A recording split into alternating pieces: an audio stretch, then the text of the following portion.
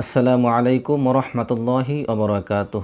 সম্মানিত দর্শক শ্রোতা ভাই বোন, আজ আপনাদের সম্মুখে অত্যন্ত একটি গুরুত্বপূর্ণ বিষয় নিয়ে হাজির হয়েছি। বিষয়টি হলো, যে কোনো সাপ দেখলেই আপনারা কি করবেন, অর্থাৎ যদি আপনি সাপ দেখতে পান তখন আপনি কি সাপকে ছেড়ে দিবেন না ওই সাপকে হত্যা করবেন। এ বিষয়ে অতি সংক্ষেপে আলোচনা করার চেষ্টা করব। ওমা তাওফিক ইল্লা বিল্লাহ। বর্তমান সময় সাপ কথাটি একটি আতঙ্কমূলক কথা। অনেকেই সাপের কথা শুনলে ভয় পেয়ে যান, অথবা অনেকেই মনে করেন যে বাসা বাড়িতে আমরা আসি, যে কোনো মুহূর্তে সাপ আমাদের বাসায় প্রবেশ করে আমাদের ক্ষতি করতে পারে। তো আপনারা এই সাপ দেখলে কি করবেন, অথবা যে কোনো সাপ দেখেছেন সকল সাপকে আপনারা হত্যা করবেন না ছেড়ে দিবেন, ছোট সাপ হোক অথবা বড় সাপ হোক। অনেকেই সাপ দেখলে সাপ হত্যা করতে চায়।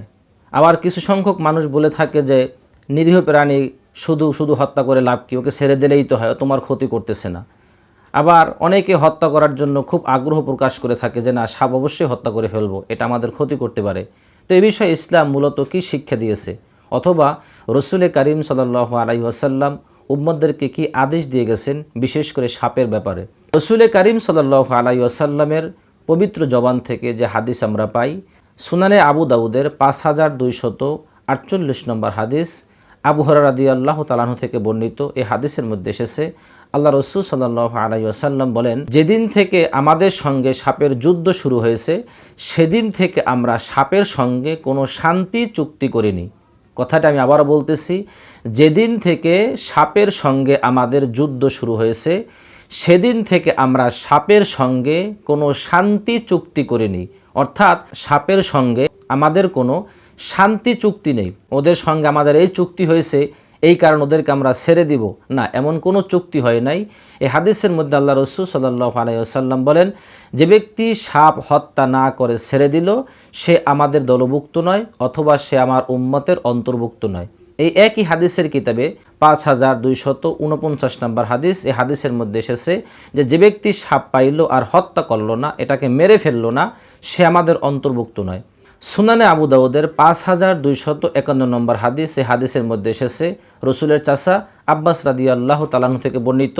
তিনি বলেন যে আমরা আল্লাহ রসুল সাল্লাল্লাহু আলাইহি ওয়াসাল্লামের কাছে এই কথা পেশ করলাম বা এই কথা বললাম যে আমরা জমজম কূপের আশপাশ পরিষ্কার করতে চাই, অথবা জমজম কূপটি আমরা পরিষ্কার করতে চাই, কিন্তু জমজম কূপের আশপাশে ছোট ছোট সাপ রয়েছে, এগুলো আমরা কি করব।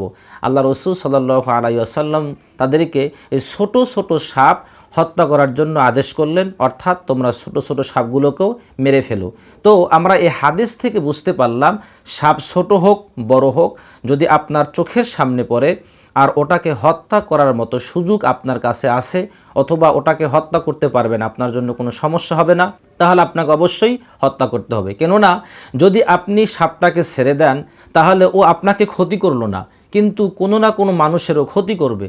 রসুল করিম সাল্লাল্লাহু আলাইহি ওয়াসাল্লামের হাদিস থেকে অপর বর্ণনা এসেছে যে একজন উম্মত সাপটাকে ছেড়ে দিল, তার ক্ষতি করলো না, কিন্তু ওই সাপ আমার অন্য কোন উম্মতকে অবশ্যই ক্ষতি করবে। এই জন্য এই বিষধর প্রাণী, যেটি মানুষের ক্ষতির অধিকাংশ কারণ রয়েছে, অধিক পরিমাণে ক্ষতির সম্ভাবনা রয়েছে, অবশ্যই আপনারা সাপ পেলে সেটাকে হত্যা করবেন। সাপটাকে ছেড়ে দেওয়া যাবে না। অনেকেই বলবে এই সাপ মেরো না, সাপ ছেড়ে দাও, সাপকে মারা ঠিক না, না, এটা ভুল কথা। অনেকেই সাপকে ভয় করে যে সাপ মেরেছি, এর প্রতিশোধ নেওয়ার জন্য সে আমাকে আবার পুনরায় আক্রমণ করতে পারে। না, এই কথাটি সম্পূর্ণ মিথ্যে কথা। সাপকে আপনি মেরেছেন আর এই জন্য আপনার উপরে প্রতিশোধ নেবে, এ জাতীয় কোনো কথা হাদিস দ্বারা প্রমাণিত নয়। রসুল করিম সাল্লাল্লাহু আলাইহি ওয়াসাল্লাম বলেন, যে ব্যক্তি এই ভয়ে সাপ ছেড়ে দিল যে এই সাপ তার উপরে প্রতিশোধ নেবে বা তাকে পরে আক্রমণ করবে, তাহলে সে আমাদের দলভুক্ত নয়। সুতরাং আপনি সাপ দেখতে পেয়েছেন আর সেটাকে মারার মতো সময় আপনার হাতে আছে, অথবা মারার যে যন্ত্র লাঠি অথবা বস্তু আপনার হাতের কাছে আছে, আপনি সাপ হত্যা করতে পারেন, তাহলে অবশ্যই আপনাকে সাপ হত্যা করতে হবে, সেটি ছোট সাপ হোক অথবা বড় সাপ হোক। বিশেষ করে আবু দাউদের অপর বর্ণনায় এসেছে, রসুল করিম সাল্লাল্লাহু আলাইহি ওয়াসাল্লাম বলেন, হাদিস নাম্বার হলো 5252 নম্বর হাদিস। এই হাদিসের মধ্যে এসেছে যে রসুল করিম সাল্লাল্লাহু আলাইহি ওয়াসাল্লাম বলেছেন, তোমরা সকল সাপ হত্যা করো, বিশেষ করে দুই শ্রেণীর সাপ। একটা হলো গায়ে যে ডোরা কাটা সাপ রয়েছে এবং লেজ কাটা সাপ। তোমরা এই দুই ধরনের সাপ যখনই দেখতে পাবে এই দুই ধরনের সাপ অবশ্যই হত্যা করবে, কেননা এই দুই ধরনের সাপ মানুষের অধিক পরিমাণে ক্ষতি করে, এমনকি মানুষের দৃষ্টি শক্তি সে নষ্ট করে দেয়। কথাটা আমি আবারও বলতেছি, বিশেষ করে দুই ধরনের সাপ, একটা হলো গায়ে যে ডোরা কাটা রয়েছে এবং লেজ কাটা সাপ।